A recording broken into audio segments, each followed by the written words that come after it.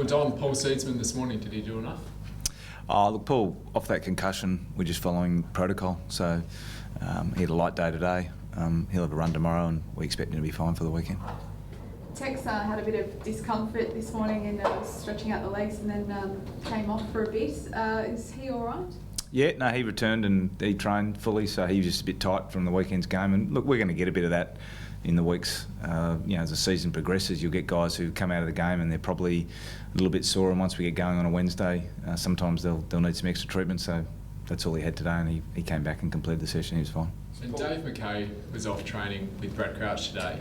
What's the story with him? Is he under a cloud? Look, but they've pulled up a little bit sore from the weekend.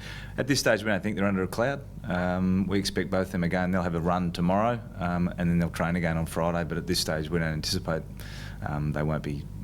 We anticipate they will be available. Sorry. Was that McKay and Walker you're talking about in the week? McKay. Or Crouch? You said Matt Crouch or Brad Crouch? Which Crouch are you talking about?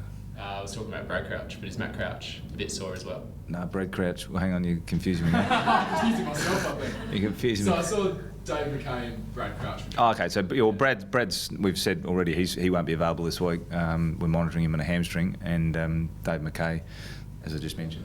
Yep. What is actually wrong with Dave McKay? Where's the soreness or the tightness?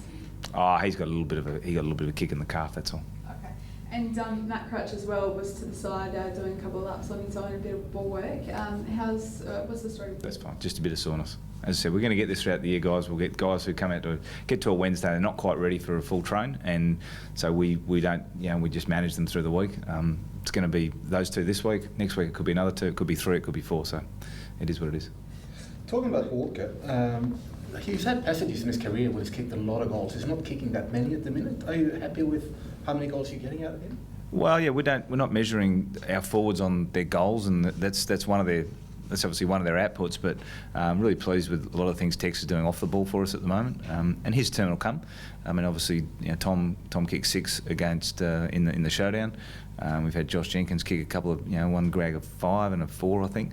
So that to me is what we're about. We want a really even spread, and we're getting that. And as I said, Tex's time will come.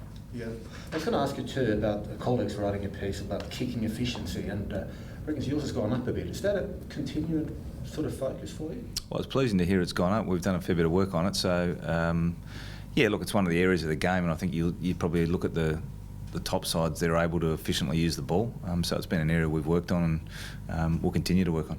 Sydney's obviously had a strong start to the season. How do you think you'll shape up against them? Yeah, look, it's as we recognise, Sydney have won their first 3.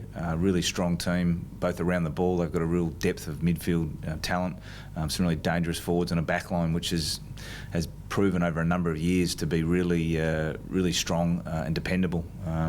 So it's another great challenge for us, and the guys have recovered, and now we're looking forward to it come Saturday night. What about your own backline? And just in these first 3 games, have you your assessment of that backline, has it changed? Since when you sort of first had a look at them, 4 months ago, whatever?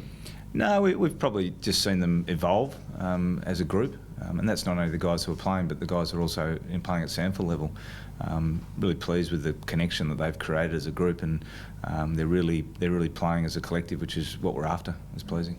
A lot has been made of their inexperience, say, but they seem to always sort of get the job done. Do you talk about inexperience with them, or it's not an excuse? Not an issue at all. And I don't think we're that inexperienced. If I look through that list, Brown, Laird, Smith. Smith played his 100th last week. The other guys are 60 to 80 games. I mean, Jake Lever's a younger player. Hardo Tales played his 100th. So I don't think they're inexperienced. Not like we're playing 6 first-year players down there. Is Sydney still a unique team? And we've talked about how many stoppages they create and how they starve other teams. Are they still that team that you have to adjust to? They're like all teams. They provide a slightly different challenge in a number of areas. And as I said, they're a really strong contested team, really strong stoppage team, and they're very, very effective with their defensive mechanism. So, it's a different challenge, but that's the nature of this industry. Every week you play a different opponent who have different strengths and weaknesses, and we've got to both counteract that and continue to play some of the footy that we've been playing as well. Josh Jenkins has had an amazing start to the year, and he's on the back of the paper again today. Just how important is he to your entire setup? Oh, he's been terrific. He's had a great start to the year, and he's a player which I know we're in, from a list management viewpoint, we're in discussions and hoping to finalise getting him signed. Is it nice to have him want to commit to the Crows and come out publicly and say that he wants to stay here, even if the deal's not done? It's comforting to know that he's pledged his allegiance. Yeah, look, we want to try and create an environment where from a player's viewpoint, they feel they're given the best chance to play some good footy individually, but play as part of a good side. And look, it's pleasing for any player that to say that they're enjoying the environment they're working within, and they'd like to stay. Not that you can really do anything about it, but do you care about external focus on one player? For instance, at the moment it's Josh Jenkins, or whether it be Patrick Dangerfield or Taylor Walker. Do you mind that there's so much attention on one player from the outside? Oh, look, I think it's something you can't really control. For us, it's about what we can control. And for us, we play and we understand how we play our best footy, and that's not about individuals. That's about their role within the team. And that's why when you talk about whether Tex is kicking goals or not, at the end of it, as long as he's playing his role and he's doing what he wants and things are functioning the way we want them to, then that's all we ask. So we tend to focus on things we can control, which often are more the internal things. What's pleased you most then, Tom, over the past 3 weeks? Is there one aspect which you could highlight? I think the evenness of our contribution has been the one thing. If I look through last week, our performance overall, we didn't have a standout guy that we rode the back of to get to a victory. I thought it was just a really even contribution, and the same all 3 weeks, to be honest. Guys just, again, it's fairly cliche, but just coming in, playing their role, and doing it consistently over the 4 quarters has been really what's been the most pleasing part for me. How tough? Sorry. To give it your heart too. When you took the job, you would have believed that you could coach at this level, obviously, but to see some evidence so early that looks like we're on the right track here. How does that resonate with you personally? Oh, look, for me, it's not really about me. It's more about the players, and what pleases me is the players are getting some reward for the effort they're putting in, the training they've done, and they're seeing some success about how we want to play, which is a pleasing part. How tough is that making match committee at the moment if you've got the 22 performing really well on the weekend and then you've got some pretty standout performances in the sample as well?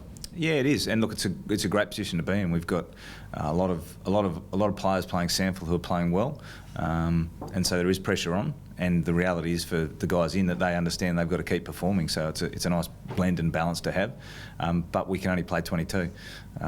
The players understand that. The important thing is they keep performing and they keep playing really solidly and good team footy in the SANFL, because that's going to give them the best chance of getting in the AFL side. And there's been a lot made of Kurt Tippett's return this weekend. Yeah. Are you hoping the 19th man gets up and gets vocal, or have you got any opinion on it? It's not really an issue for me. It's 4 years ago, and I'll say to our members again, as they did against the Port and the Showdown, let's get as many people as you can there supporting their team, getting behind them, because it's a great atmosphere, it's great for our players, and we love seeing our members get there in numbers and be really vocal. So let's hopefully get that on Saturday night. You had a extra player out there this morning, Tom Lynch's little son. He was speaking to you. What words of advice, or did he have to say to you? No, he was just sharing me with a couple of little toys he had, and he was roaming around. I had to make sure I got him off the ground though when we started training, because he's looking like he was wanting to get involved in the action and find his dad, and I said he's going to get run over pretty quickly. So no, it was great for Tom to have his young fella down there, but when we got time to start work, we had to get him off there. Just one more about Tom Lynch. How important is it to get him back? You talked about that even contribution. He loves a goal assist, but can kick him himself, does everything. Yeah, look, obviously last start he was really good for us against Port, and the events of last week meant that he missed. So look, bring him back into the side. We know the sort of player he can be and what he can bring to the team. So that's a positive for us.